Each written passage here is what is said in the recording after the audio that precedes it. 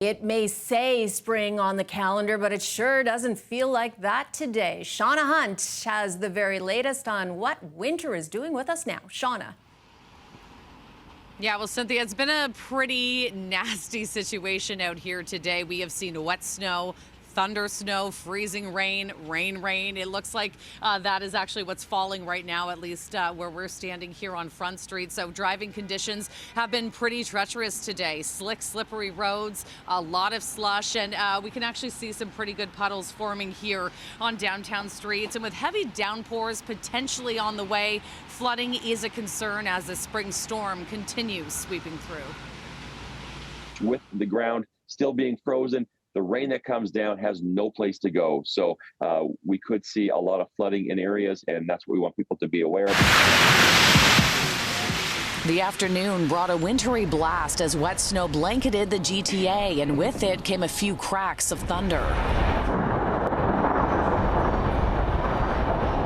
Thunder Snow. That's a great name for a rock band, to be honest. Thunder Snow.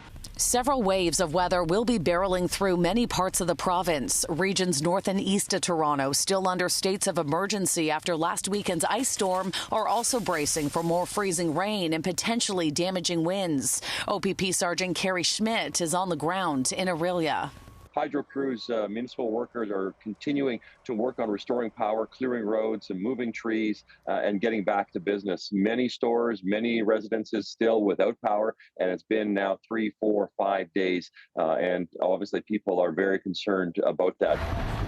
As snow and freezing rain could be followed by thunderstorms and heavy downpours, flood watches are being issued, advising residents to stay away from rivers, streams, and shorelines. The Hamilton Conservation Authority says there is potential for a Lake Ontario storm surge. So right now it's calling for about 2-meter waves coming towards the Hamilton shore. At those kind of wave heights, you could start to see some isolated local areas where the waves are high enough that they actually exceed the shore breaks and the shore walls. But the bigger concern that we're tracking right now is if we get the high end of the amount of rain and runoff, that we start to see flooding in areas that don't typically flood. The City of Toronto says it's been preparing for the storm. Main roads have already been coated with brine. Catch basins have been cleared in low-lying areas, and crews are ready to respond to icy road conditions, ponding or flooding. We don't know what's going to happen, but we want you to be safe. We want you to be prepared.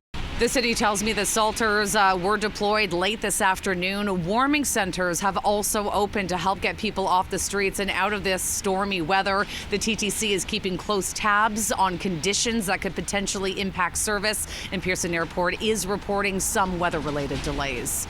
Shauna Hunt, City News.